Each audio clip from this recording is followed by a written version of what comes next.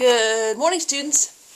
I've been reading a lot on something that's really relevant to the university, and I just wanted to do a podcast on it so we didn't have to waste time talking about it in class.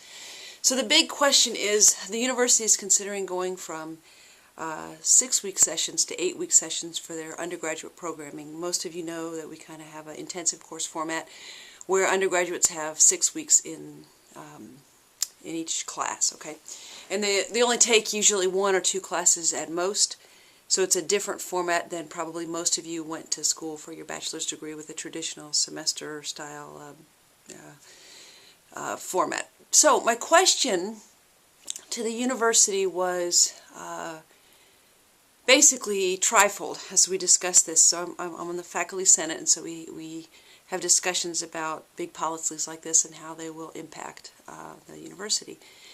So my question was, number 1, what does the literature say? Number 2, what do the students think, including what do the prospective students think, because that's pretty important. And number 3, what are the implications as far as faculty, administration, registrars, sports, the other kind of those questions. So really what I want to talk to you about today is the first question, what does the research show? So I've spent the last week reading, I don't know, maybe 15 or so articles, recent articles about learning outcomes in semester style versus intensive classes. So before you watch the podcast anymore, pause for a second.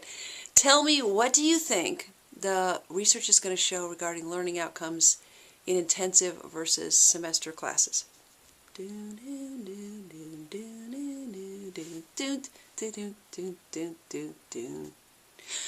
Okay, so basically the bottom line of the research is mostly equal, if not superior, learning outcomes in intensive classes.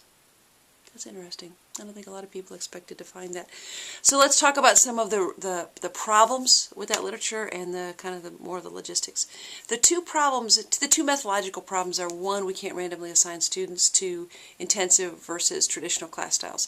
So one of the argument goes that maybe students who take intensive classes are older or more motivated or value learning more. But the research is kind of showing that even when we measure for those things, that the groups are pretty equivalent as far as the type of students who take intensive versus the type of students who take traditional. There is a little edge for older, okay, but sometimes that bears out and sometimes it doesn't.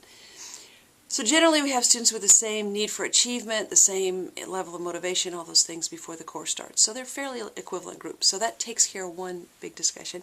The second thing is, and this is a tricky problem, it's going to give you troubles later on, how do we measure student learning? Wow, that's a big question.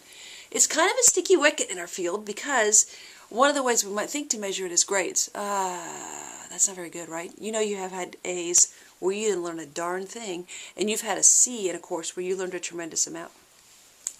Personal example for me, geology. I took geology in college, loved it, loved the field studies, loved the rocks, I loved it, got a C, did terrible, didn't do well in the exams, learned an incredible amount, but I didn't do very well in that class, okay? So, but I still love rocks, right? And now if I took that course, I'd get a higher grade because my learning has increased since then. I'll go back to that in a minute. That wasn't a thought as you think it was. So how do we measure it? Do we measure grades? Not a good measurement. Do we measure how people do on a licensing exam or a certification exam? Well, there's not always an exam for each class. Well, what about a pre-test, post-test measure? Yeah, that can work, but they're not very validated, and each professor makes up their own. But when we use those measures we find that, and mostly pre-test, post-test is the way to go. So comparing pre-test, post-test in a class where there was traditional learning and a pre-test, post-test in a class where there's intensive learning. And generally we find equivalency about learning outcomes